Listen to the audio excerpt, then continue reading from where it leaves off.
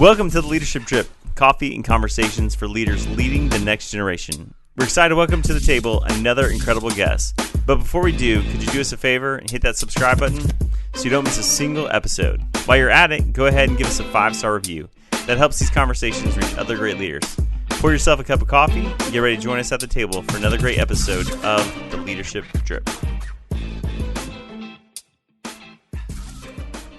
Hey everybody, welcome back to the Leadership Drip. Jeff, it is a good day in the neighborhood. Do you want to know why? Why is it a good day in the neighborhood? Because we have a stinking awesome new producer for our show. Well, yeah, but she's done a couple of episodes. But I think we introduced her on socials today, but which would be like on the recording day. So everyone on the Leadership Drip, please welcome Bethany Farnsworth. Shout out. Woo! Shout out. Whoop, whoop. Welcome, Bethany. Welcome. Yeah, fun.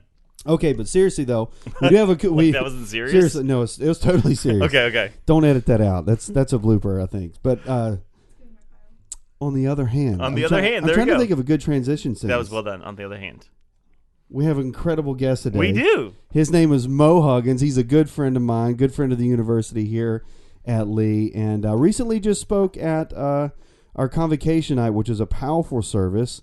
Maybe we'll talk about that a little bit. But Pastor Mo is the lead pastor at Mountain West Church in the suburbs of Atlanta. He is a dynamic communicator, a fellow university grad and alum, and he's a friend of the podcast and a friend of the university. Mo, welcome to the show, bud. Man, Rob, Jeffrey, I am so glad to be on the Leadership Drip. You guys have had a lot of great folks on here, and I'm just honored to be considered and to have this conversation.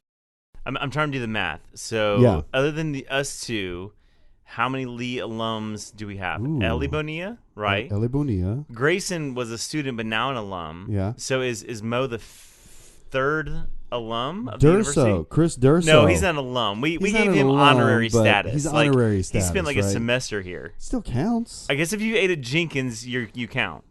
Yeah. Mo, if you ate at Jenkins? Mo, have you eaten at Jenkins, bro? All right, then it counts. Okay. Now, you said something to me when you were here for convocation that you waited to get your hair cut by a specific barber here in Cleveland. So I got to know the story. Why did you wait? So my barber, my favorite barber of all time, still lives in Cleveland, Tennessee.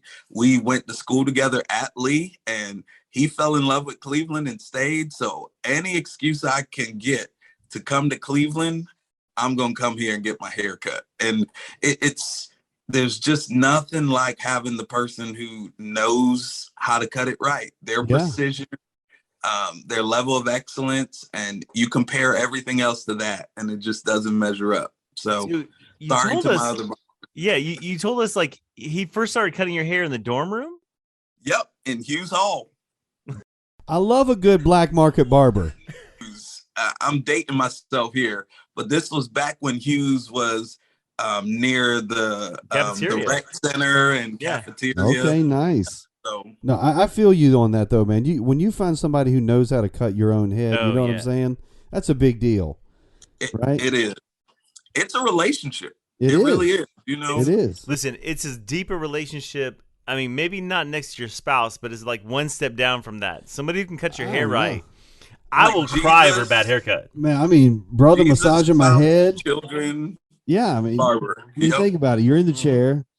You know, homeboy's massaging your head. He's washing your hair. That's pretty intimate. You know what I'm saying? Like, that's a deep relationship. And I don't care what you say. A bad haircut, it'll grow out, but it's going to take a minute. Yeah, so you painful. can carry that around for a couple of weeks. It's painful. It's painful.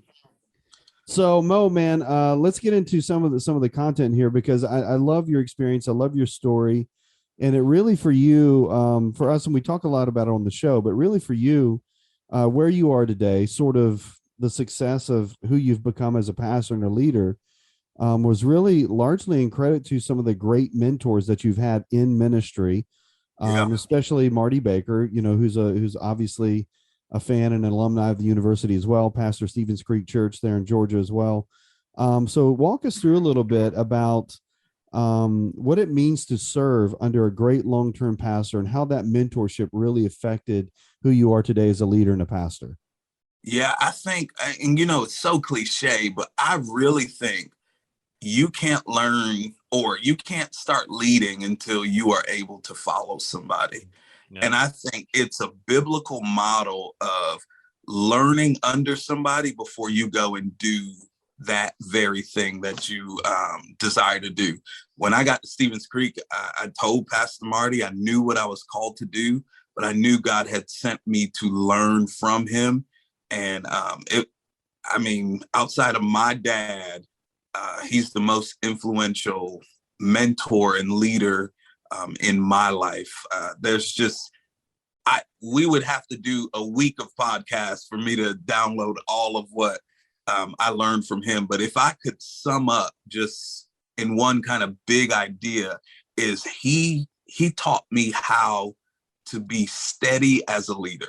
And I think it's steady in the sense of knowing what the vision is and where God has called you to and where you are going, and being able to be flexible enough that when it's time to pivot so that it helps you accomplish that, you're able to do that. But even in the moments where it seems like it's not working out the way you thought it was, to stay the course when a couple of people are grumbling or mumbling, and just be steady as a rock. And trust is consistency over time. Yeah. And what people are looking for is, can they trust you to lead? Is there security in your leadership? Are you sure in where you're going and where you're trying to take us? And I think there's so many Martyisms, but little things like being clear is better than being cool, and just knowing who God has created you to be and standing firm in that and walking in that authenticity. I think so many times many leaders try to emulate their favorite leader, and God doesn't bless who you pretend to be. He anoints to bless who he created you to be. Yeah. There's power in your authenticity, and that authenticity will take you further than the pretending of the great leader that you have seen. Yes, you're going to pick up habits and model some of those things, but it's really finding out how God has wired you and walking in that place of authenticity and leading people from that place, steady and sure and trustworthy. I love it when a show starts off with a great tweet. I mean, that's an incredible quote. I mean, I don't know if that's a Martyism or not, but God blessing not who you pretend to be, but who you are called to be. Right? It's such a powerful thought. Created to be. So let's follow that thought just a little bit, because I think this conversation on leadership consistency is extremely undervalued. Right? I mean, what does it mean to be consistent as a leader? And that leadership trust over time is earned. It's gained. Kouzes and Posner, who write a ton on leadership development, they have massive studies, more than 1 million leaders that they've interviewed over the last 20 or 30 years in their work. They say that this leadership consistency is probably one of the top 3 principles of leadership in general.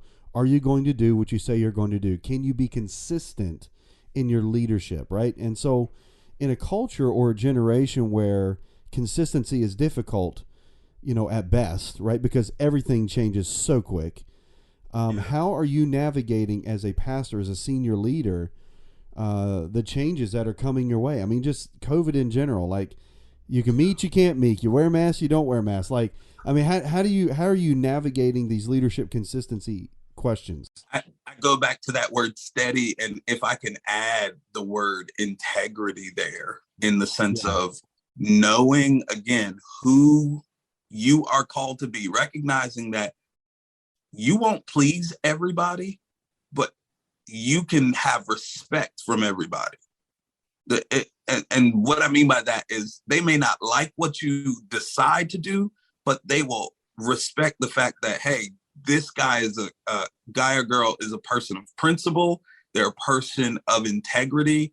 And whether or not I agree with them is not of consequence in that particular state. I know I can trust that what they say is what they're going to do. At a church like ours, it's very unique because we are not just, a lot of people claim to be multicultural, but they're just multicolored.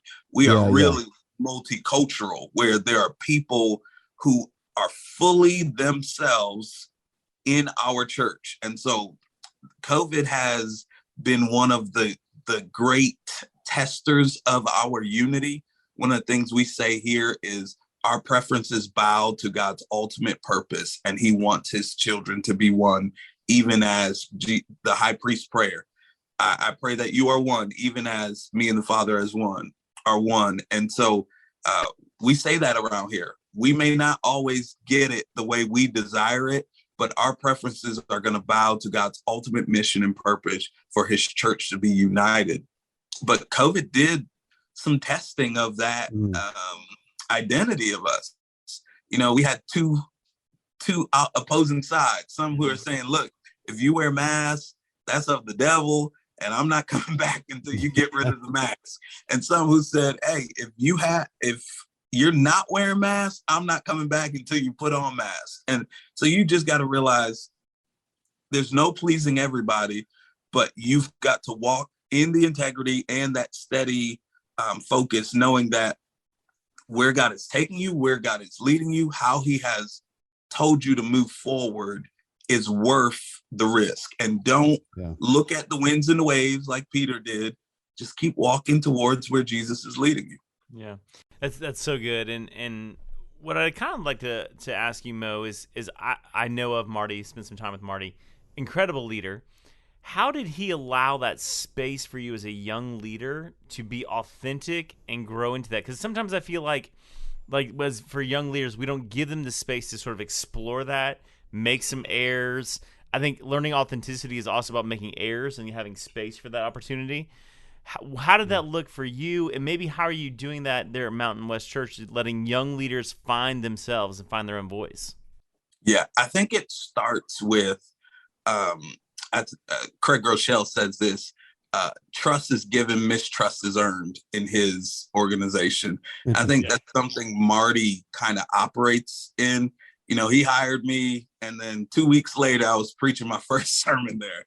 Oh, and wow. So it was very much hey, I'm gonna trust you and see what you're able to do. And he creates space for us to make mistakes. And like a loving mentor, coach, father, pastor, there were a couple of times where I got off that stage and he met me right there with a smile, handshake, and some healthy encouragement.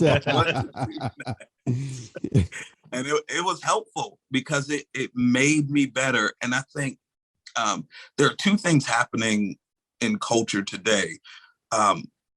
My generation and the ones younger than us, our gifts are so developed at this stage that it gives us sometimes access to rooms that our character is not able to handle. Yeah. And what we need is a mentor, a pastor, a father who can help develop and cultivate in us the character to keep us in the places that our gifting opens the door for us. Yeah. And so, and that's part of what, Marty was doing. He wasn't intimidated by having gifted people around him. He just coached us, developed us, created opportunities for us. I hosted a radio show for 2 years in Augusta because he said, you know what, you'd be good at this and you need to get your voice out there. And he created room and connected me with those individuals. And then he'd critique it afterwards. Hey, here's something you need to watch out for. And I'm trying to emulate that here.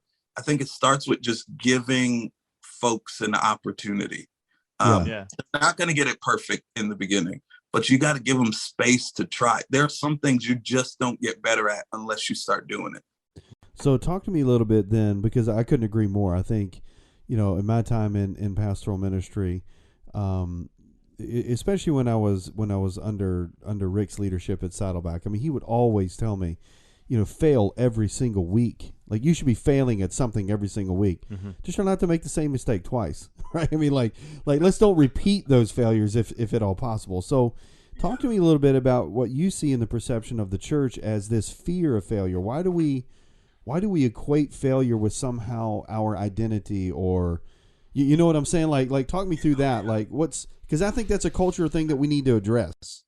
Yeah, I think it's self-righteousness. I think it's self-righteousness. I think it's works. I think it's a desire to be let me speak for myself. I think it's a desire to look polished and feel like everything is together instead of really depending totally on the fact that God's strength is made perfect in my weakness. Right. That we have this treasure in earthen vessels, that the excellency may be of power, may be of God and not of men. And I think it really comes down to American culture says, post your highlights, post all of that, what's going right, what looks good. Put the image out there that you want to be seen. And I'm all here for curating what you want to be seen, but at the same time, you miss an opportunity to really be developed if you don't take the chance to try something. It's at that edge of, hey, this is all I know how to do, that you get to tap into faith opportunities and opportunities to accomplish something that you hadn't been able to before. And so I try things off the wall, and that's one thing Marty encouraged us to do. Right before COVID, he was just like, we need to make a difference in our community. And so I was like, I don't have elementary kids, but I'll start a dad's group at an elementary school. And I didn't know what I was doing, but we tried it, and it worked the first 2 weeks, and then COVID came and it shut down. And so, Yeah. Well, I mean, I think if we think about it logically, it's so antithetical to the discipleship model, any discipleship model that Jesus gave, or even in the Old Testament that it gave. I mean, because he was constantly correcting, yes, but also encouraging the disciples through their failures and their mistakes. I mean, literally, even up to the point of his death, they were arguing about the power vacuum. Like who's going to sit on the right and the left, like where. So I think we have to be a lot more willing as leaders to allow for those that we're mentoring, those that we're discipling, to have mistakes, because something else that Rick would always say is there's not a single Sunday that's going to ruin the church. You're going to have you're going to have a bad Sunday. Right. Somebody's going to preach a bad message, right? The worship isn't going to hit. You know what I'm saying? Like it's going to be off, right? So no single Sunday can sink the church. Like let's give young leaders a chance to step in and get it wrong. Yeah. In the process of learning how to do it right. Mo, what I'm hearing from you and what I know about Pastor Marty, and one of the things we're trying to do at our church is treat church like an experiment, like at all times, because an experiment has variables that are constant and things that change. And so what we try to approach week to week is, hey, if it's an experiment, we can change some variables to try to get some different outcomes. And I think that's part of it, that I think at some point local church, they get afraid to change some of the variables. Like because they're afraid if something changes, somebody's gonna be mad about it. So how are you in your creativity, your innovation, sort of treating it as an experiment and going, here are variables that we can tweak or change or make adjustments to kind of get a different outcome? Yeah, I think you mentioned something there. If you are afraid to upset people, you will never. It is that my friend Selwyn Arnold says this, is leadership is managing tension. You talk about putting those variables, and he compares it to a guitar, and he said tension with the right tuning makes the best music. And so you've got to put in some of these other variables. You've got to twist and turn it, because our mission is critical. We're trying to reach, at least at our church, our goal is to reach one more. As long as there's one more who does not know the gospel, as long as there's one more who needs hope and redemption, that's our motto. And one size doesn't fit all in that. There are other things that you need to do in order to reach them, and you don't want to be stale. Jesus was always shifting and moving and doing things differently. And if he's our leadership model, we should continually be fine-tuning and working with that tension to make that beautiful music. Yeah. And I think, some of the tension this is a pretty good segue into the conversation, because I think the tension often exists expeditiousness or the expedition of platform, right? And you've kind of hit on this already a little bit. So when we start talking about longevity, when we start talking about pastoral burnout, when we start talking about our culture, who unfortunately is seeing a lot of unhealthy examples of pastoral leadership, right? Yeah. And we don't need to name names. We all know the names. Right? We could just start flipping through the names of people, even in the last year, that have, burnt out or whatever, sinned, whatever the things are, right? So when we start talking about longevity, what are some of the things that you have learned that can help preserve or help that you can implement from a leadership perspective to keep that from happening faster than what it ought to or what it needs to? What's the healthy rhythm for you? Yeah, Marty used to say to move at the pace of grace, and he used Jesus as an example. Jesus would do seasons of heavy pouring out and heavy ministry, and then he would withdraw to replenish and develop himself. And I think it's important for us, and this one thing I try to work on myself is I want to go 110%, but I want to schedule those a couple weeks where I just pull away and it's a light week. I want to go 3-4 months as hard as I can, and then take a couple of weeks that I'm not doing anything. I'm taking a break. I schedule that into my preaching calendar. I'll go 6-7 weeks, and then I'm taking a couple of weeks off and different things like that. And so I think for longevity, you have to have vision for how you want to close out your tenure. Yeah. Right. Yeah. I think so many of us just have dreams on what I want to accomplish, but not necessarily how do I want to close out that chapter. Right. Nobody wants to talk about dying, but we either all gonna die or the rapture's gonna come. Yeah. Either way, we've got to pass the baton, and you don't want to pass it in a place of failure or in a place of decline. Yeah. You want to position yourselves to pass that baton when it's in a great place, when it's a high place, and close out, finish well. Yeah. And so that's one of the things that I think about as I'm even structuring how I hire my staff, who I want around me, is to help guard me from the things that I have a tendency to do, which is to overwork myself or to just stay in the weeds too much, and help guard me from that so that I can finish well. One of the things Marty did, he went from preaching 45 times to like 33 times, 34 times a year, and he began to pass on some of his day-to-day in the weeds and continue to get bigger in the vision casting and further on where we're going, so that he could extend his life span as a leader. Yeah. I think that's just one of the important things. So Mo, the guy or girl listening right now who is in a small church, they're the solo staff member, they're going, yeah, I would love to only preach 33 times or even 45 times, right? And so they don't see the likelihood of taking any time off. What would be sort of your advice, your wisdom to them who are going 51 weeks because there's a Christmas cantata and they get that week off maybe or something, You still doing cantatas, bro? Well, in some of these churches maybe. That's another podcast altogether. What are we, Brooklyn Tab again? Yeah, Brooklyn Tab. Come on, somebody. What would be the wisdom to them to how they can make that space to get some time off, to get some rest, so that they can be fresher the 48, 45 times they come to the pulpit? One thing I would say is what you allow is what you will experience. And if you do not take the rest, your body will make you take the rest.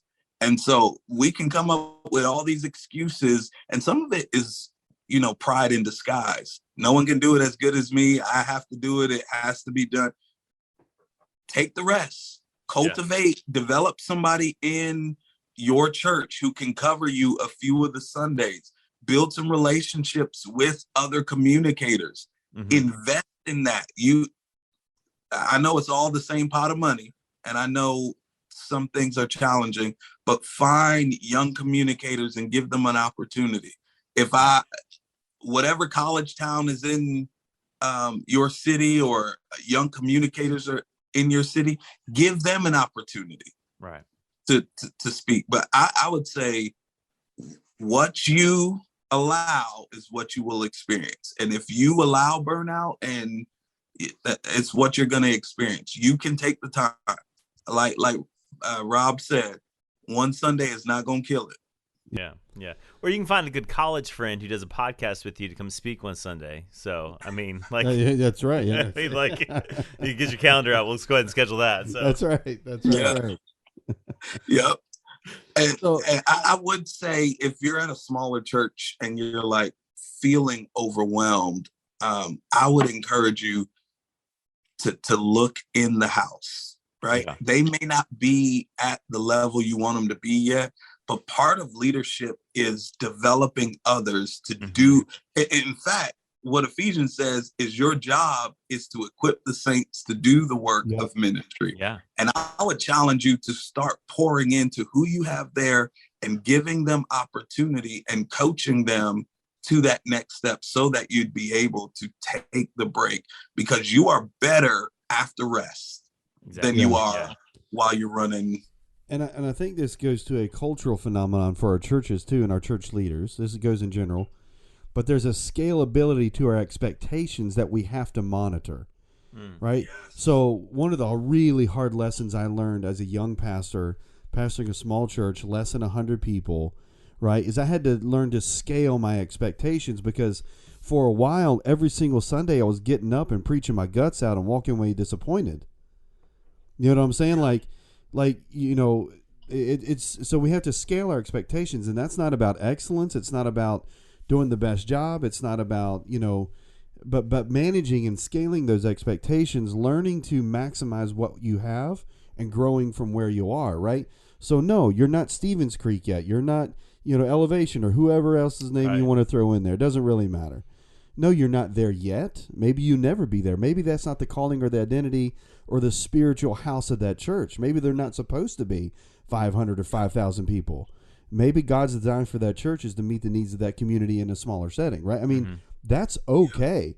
So learn to really manage those expectations, scale those expectations, so that you're not killing yourself to get somewhere that maybe you're not even supposed to go. That's good, yeah. You know what I'm saying? Like yeah, and all of that circles back to what I was talking about, steady.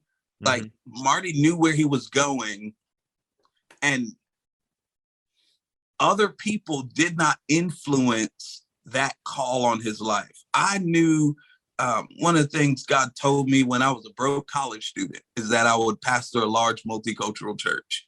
And what they like to do when you're young is, you know, put you in a small 20-person thing. Right. Say, hey, all right, come on, see what you can do.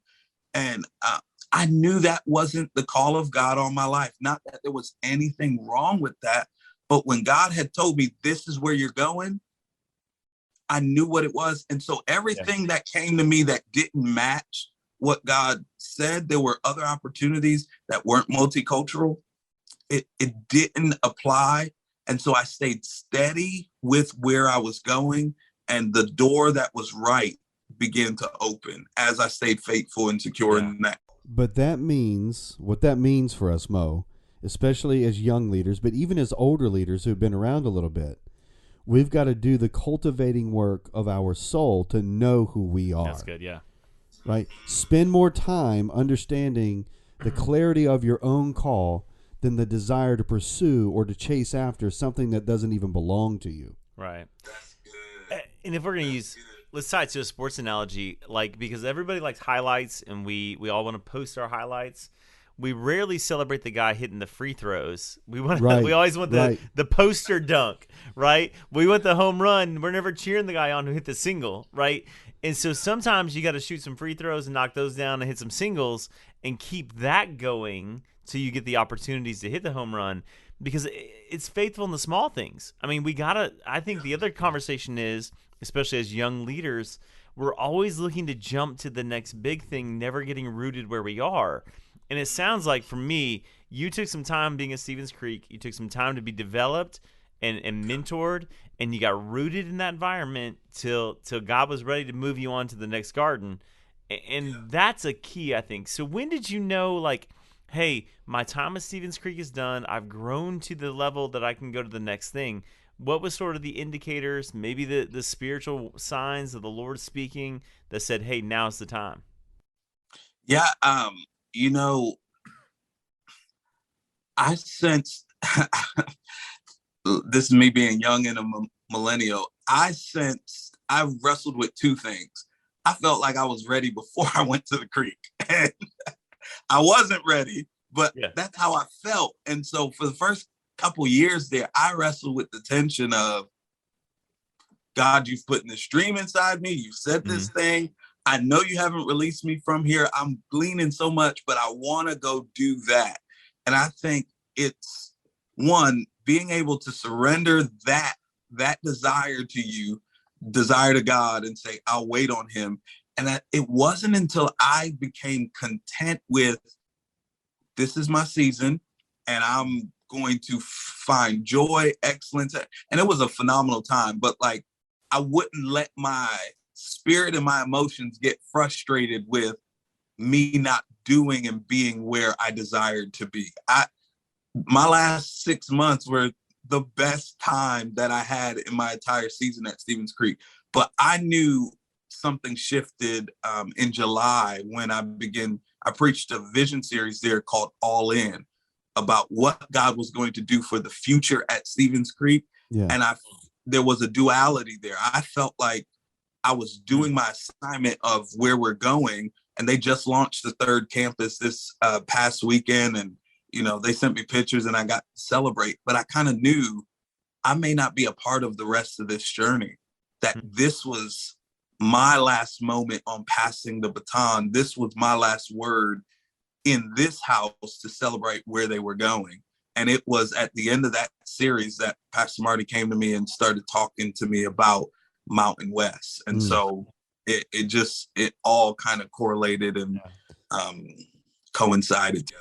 And I think it's cool that you point out the fact that I know you and Marty have an incredible relationship, an incredible history, and that's, unfortunately that's not always the case, but it's really cool when we do see good examples and we do see God speaking to him as clearly as he's speaking to you, because he's helping you cultivate that dream. And that's really what he had been doing the entire time that you were at Stevens Creek, was helping you cultivate, shape, understand, define, build, grow that dream that he already knew you had burning in your heart. And when he also saw that it was time for you to kind of think through what's next or pass the mantle or whatever, he came to you willfully. Like, you know what I'm saying? Like, he wasn't selfishly holding on. He wasn't recklessly letting go. He was, he was there kind of helping you kind of work through that. And so you said something just a little bit ago, and it kind of reminded me of an old saying that says the grass is always greener where you water it.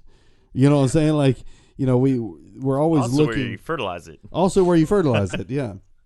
Well, I don't know how you fertilize your yard, but in the country, I can tell you how we fertilize our yard. You know what I'm saying? That's what I'm saying. So, but you don't get that green grass without some of that other stuff. You know what I'm saying? So, but anyway, so I think this is such an important lesson for young adults who are listening, who are growing in their leadership, growing in their understanding of who God is and how he's operating in their life. Wherever you are, go in where you are. Because we can learn something from everyone. Good leader, bad leader, super healthy relationship and mentoring, or no mentoring relationship whatsoever. There are still things that you can learn and you can grow from where you are. And just learn to go all in where you are until God moves you. Yeah. Right? You know what I'm saying? Yeah.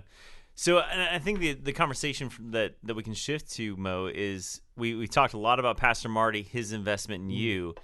I think the responsibility of a mentee is to become the mentor. So how, either Mountain West or just maybe in your reach otherwise, have you become the father when you've been the son? How have you shifted that? Yeah, I think that's the one thing he asked me to do, is just continue to pass that on. And so that's what I've been able to do. I have a group of guys that I'm mentoring and I'm coaching, and Larry Stockhill, I can't remember his name, but he just said recently is the way you identify people who are willing to be mentored by you is they seek your affirmation, right? They want to share their wins with you. And so I look for that.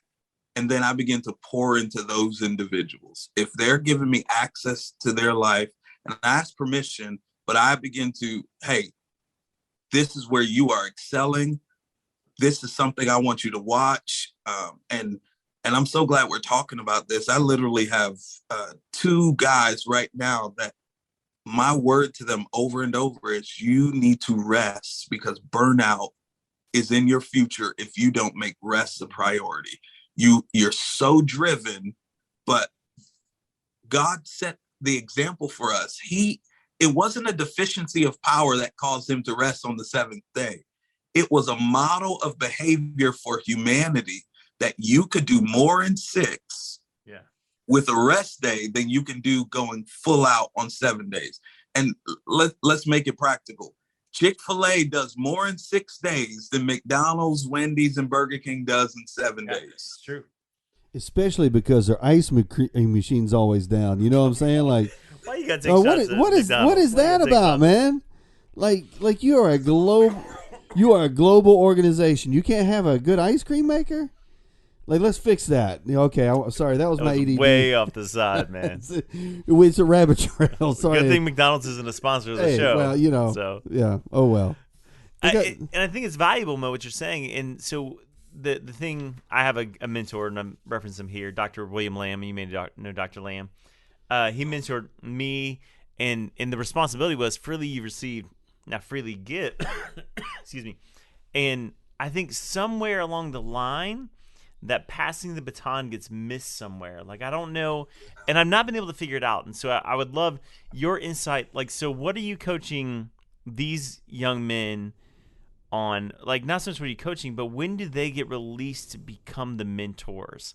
Like, 'cause I think it's always got to be going forward. So when is the point that you're coaching them and leading them, and then you say, hey, your responsibility now is to give all this away? Yeah. So I actually, everybody I coach and I'm mentoring right now, your job after the first or second time we meet is to begin to identify 2 other relationships in your life. I'm Paul, but you need to find Silas's that are your encouragers, your co-laborers, but then you need to identify a Timothy and begin pouring that. I think so many times we feel like you got to wait until you got it all together in order to start pouring in and leading other people. And that's not the case. There are people who are not where you are that you get to pour in to help them go further faster than they would without you. Yeah. And you have to start that before you get into leadership, because if you're always a consumer, you'll never be a contributor. Right. Yeah. That goes all the way back to that conversation of that unholy desire for perfection, right? You know what I'm saying? That is a sort of an unholy, prideful kind of pursuit. Not excellence. That's different. Yeah. But perfection. Like, do I have my stuff together? So and the risk in these relationships, and Mo, you know this, Rob, you know it as well, is that when you pull the curtain back to people you're inviting into your life, they got to see the failings. They have to see the errors. And they get to see the mistakes. They get to see real life in your home. It's not just like, hey, here's my highlight reel, follow me. It's here's real life. Here's where I've messed up. Here's where the bumps in the road are. And so the authenticity piece in mentoring, discipleship is really just another word for it, is the critical component, and then encouraging them to be authentic with who they've invested in as a Timothy. It's just, I wish somebody would just tackle this from a conference. Like, it's never a conference conversation. Like you always hear dream big and grow the church and whatever. Nobody's going, hey, find 3 people, invest in them, and go tell them to invest in 3 people. Like, that's not on the conference stage anywhere. Well, you know why? It's because that individualistic mindset that is in culture has seeped into the church. Yeah. Where Yep. Jesus says the greatest among you will be a servant, right? Yeah. He our Savior said to his disciples, you'll do greater works. He's modeled for us what we should be doing. I'm pouring into the next generation, hoping that they go further, faster, and do more than I ever could.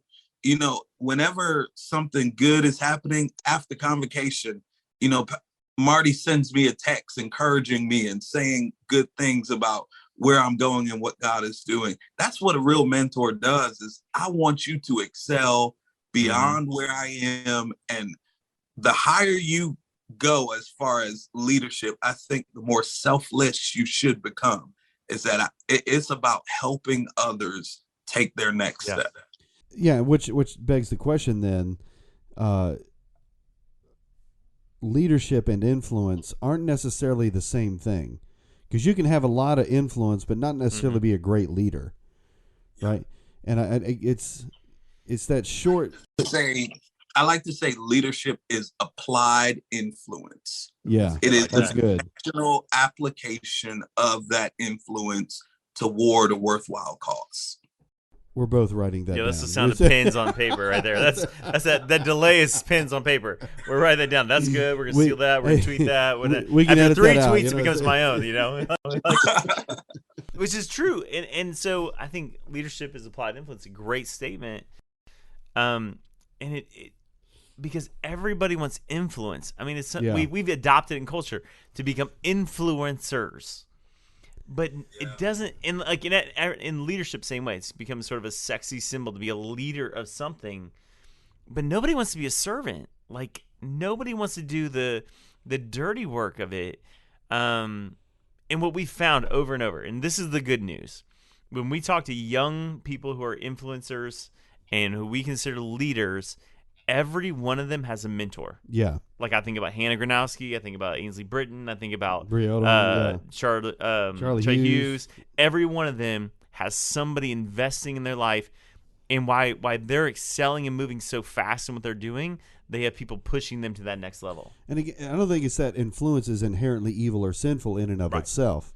But if we're talking about the leadership equation, it goes well beyond just influence into that leadership is applied influence, right? That's really good. And so kind of shifting gears just a little bit here, because I do want to touch base on this. We've talked about it on the show a couple times. Sort of the struggle of the American church, right? And obviously we do great at it sometimes. There are great examples. There are great leaders in this conversation. But, you know, certainly coming from your perspective as a young Black American pastor, what are some of those things that we could be doing better, especially with incorporating young adults into the church, where we start talking about a little bit racial reconciliation, we start talking about multicultural, true multi-ethnic, not just multicolor, which is an important distinction, where we celebrate and we understand and we walk with people in their journeys and their culture. So for you, coming from your perspective, what are some ways that we can begin to engraft that into our normal rhythms of local church experience? Yeah, I think it is a desire to have a heart like Jesus had. And so if you live in Timbuktu,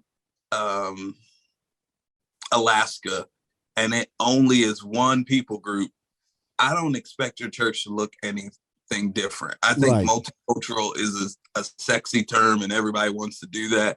Here's what I think. Your church should look like your city. You are called to reach your city. And Jesus is our example. If you go down the line of his disciples, this is a ragtag group of folks. You got fishermen, you got elected tax collectors, you got potentially people who were connected to royalty. You've got all sorts of different folks. Oh, you got a zealot, somebody who wanted to overthrow the government. All of them are in his group of disciples who he begins this movement called the church with. And so if that's the case, that Jesus was intentional about making sure his team look like his community, then our church should be intentional about making sure that our church and our leadership in our church looks like our community. And I appreciate the distinction there. Yeah. But leadership, not just congregation. Yeah. Yeah. And Mountain West is doing a great job. I stalked their their website, and Mo and whoever his team is has put a great team together of diverse in color and ethnicity, in gender. There's female staff. Like he's practicing what he preaches. I mean, that's what's happening in Mountain West. How have you strategically made those decisions as a leader? Let me pause and just celebrate and honor my predecessor, Pastor Michael Shreve, who he gets all the credit for it. Well, the Lord gets the credit, but God used him to really build this phenomenal team and this mosaic of people. And it was in his heart to build a church that looked like his community. And one of my life verses, which is why I was even interested in coming to Mountain West, is Revelation 7:9. Every tribe, every nation crying, glory to the Lamb. I don't lose my distinction coming to Christ, but my distinctions pale in comparison to the ultimate unity that we have in Jesus Christ. We worship him together. And so one of the things I think is essential is, if you want a multicultural church, you've got to be intentional about hiring folks that don't look like you. You got to be intentional about putting people on stage who are different than you. The pictures looking different, empowering women in ministry. I know that's a taboo subject, but I believe God has called our sisters to ministry, just like he calls our brothers to ministry, and giving them ample opportunity to serve in ministry as well. And so it's just being intentional about what you desire to see happen in your church. None of that happens by accident. You have to be intentional about what you want to see. It's kind of like I say this to my single folks. It's like, if you are in your house praying for a husband or a wife and you don't never leave your house, how do you expect the Lord to give you an opportunity to meet somebody to get the spouse, right? You can't pray for diversity or pray for growth or opportunity or influence in your city, and you're not actively being intentional about taking steps in order to create space for God to put favor on it. Here's what Marty says: you do the possible and God will do the impossible. Yeah, that's so good. And I love that. I love that sort of that thought there, that we have to be not only intentional with our desire, but we also have to be intentional with our effort. We actually got to put into action the faith, right? I mean, we've got to go out and find. We've got to seek after. We've got to ask questions about, like, who do you know? You know what I'm saying? So I think the intentionality is beyond just a desire thing, because I think, at least in this circle, we would all say, yeah, we would desire to have a fully integrated, fully multi-ethnic, fully colored church, that represents our community. That's the desire. But unless we go out and actually do something about it, unless we go out and actually have the conversations, or we actually go out and find the available candidates, unless we actually go out and, put into practice these things, then the desire is not enough to make it come to pass. And so I think that translates across so much of our calling, so much of our identity, so much of what God has created us to do. Even Jeff and I, when we started the podcast, it was because we realized we didn't know enough about the subject we wanted to write on. So for the last 2.5 years, we've been going out and finding people who know more than we do, right? And so until we put it into action, we're not actually going to get to where we want to go, right? We're not going to see God work in that way. Well, and I've been telling the church I pastor that one of the first questions somebody asks when they walk in is, do I belong? That's the first question they're asking. Not what do you believe, not what songs do you sing, not any of that, but do I belong? And they're going to make that judgment based on a couple things: who's in the seats and who's on the stage. And if there's not people that look like them, that are from the same background, the same ethnicity, they're probably not going to stay.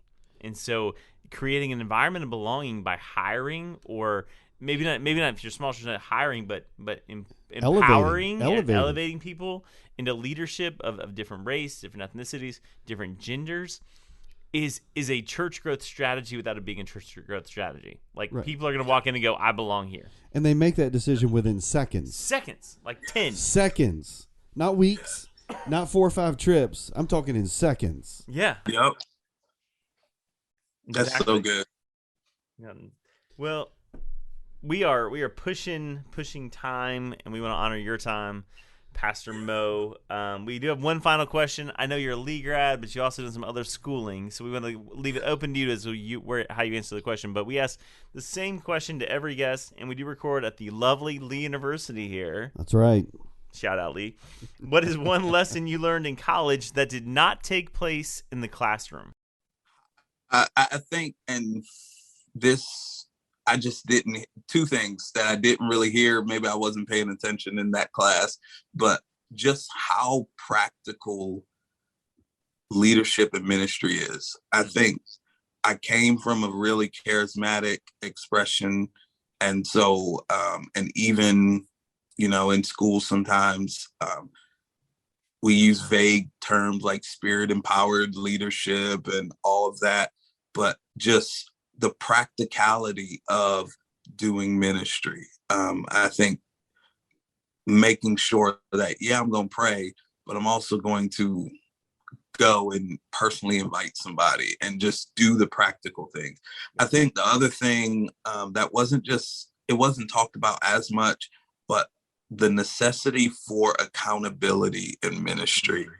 I cannot stress that enough. And if you are listening and you are a young leader, the last year has shown you are not strong in your own strength. There is safety in a tribe, in accountability. In Book of Proverbs, it says it broadly like this, that in many advisors, I'm paraphrasing, there is safety in the counsel of many advisors. Mm-hmm. And I would just encourage you, counsel you to always have accountability. I have about 4 or 5 guys that are able to ask me tough questions, who are deeply involved in my life. There is no hidden parts, and that's because I don't want to flame out. I want to finish strong, and I would encourage you, find accountability. It is healthy. Find people that you can confess to, people that you can walk with, people who can encourage you. And those 2 things, I think, I didn't learn that in the classroom, but I'm so glad I did learn it. That's awesome. Mo, man, it has been a joy to have you on the show. Rob, I feel like we are going to record this episode and drop it and look back and go, we knew Mo win. Like, we had him on the show before everybody else. Like, before he hits all the main line, the big podcast, we had him first, right? Before you get on somebody else's show, No, man. Really good. It's been a joy, dude. We love you here at Lee. You know that. And I need to get down to see you guys at some point. I know that as well, but if you're in the Atlanta area, go to Mountain West Church. Go to Mountain West Church. See Pastor Mo. All right. Thank you, guys. All right, bless As we you, man. always say here at the Leadership Drip, you've got to see the table. Thanks for coming on. Thanks for listening to this episode of the Leadership Drip. If something from this episode was helpful for you, then share it on your social media and tag us. If we see it, we may reshare it on our channels. We appreciate you taking the time to join us, and remember, you always have a seat at the table.